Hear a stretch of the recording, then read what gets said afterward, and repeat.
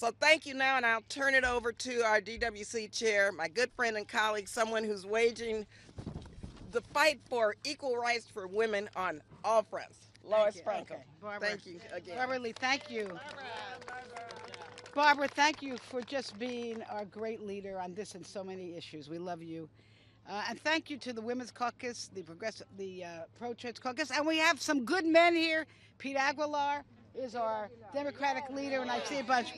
The Democratic men support the women of this country also. Well, folks, since the Trump Supreme Court overturned Roe v. Wade, 21 states have completely banned or severely restricted abortion, leaving 27 million women in this country living in states which are hostile policies to their health, their safety, and their economic security. And today we're going to hear some of the heartbreaking and chilling stories of some of these women.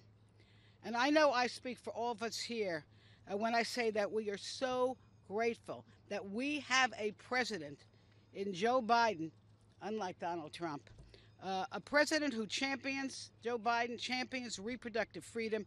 And we look forward as President Biden tonight delivers his most important address of the year, committed to the proposition that we all believe that women must have access to the care they need to control their own lives and futures. Yes, and that women, not politicians, not judges, should be in charge of when, whether, or how to either start or grow a family. And that means women must have access to abortion, to birth control, to IVF.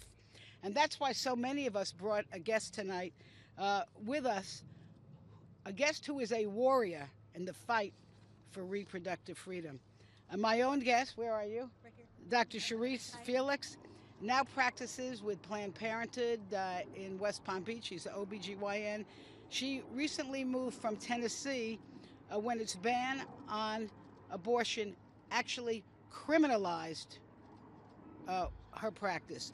Isn't it hard to believe that in the United States of America there are barbaric laws threatening doctors for prison for doing their job? And now what we're seeing is OBGYN deserts across our country, especially impacting our rural women, women of color, and under-resourced women.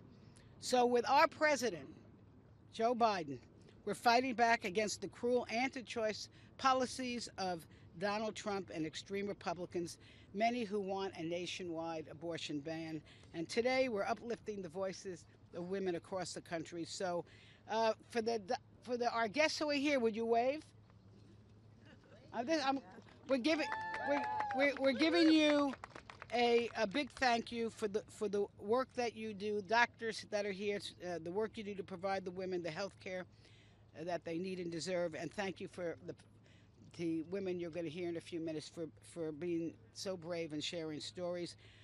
We will not go back to the days of Donald Trump. I'm going to say that again. We are not going back to the days of former President Trump or let up until every woman in this country has access to the care they need to be in charge of their own lives.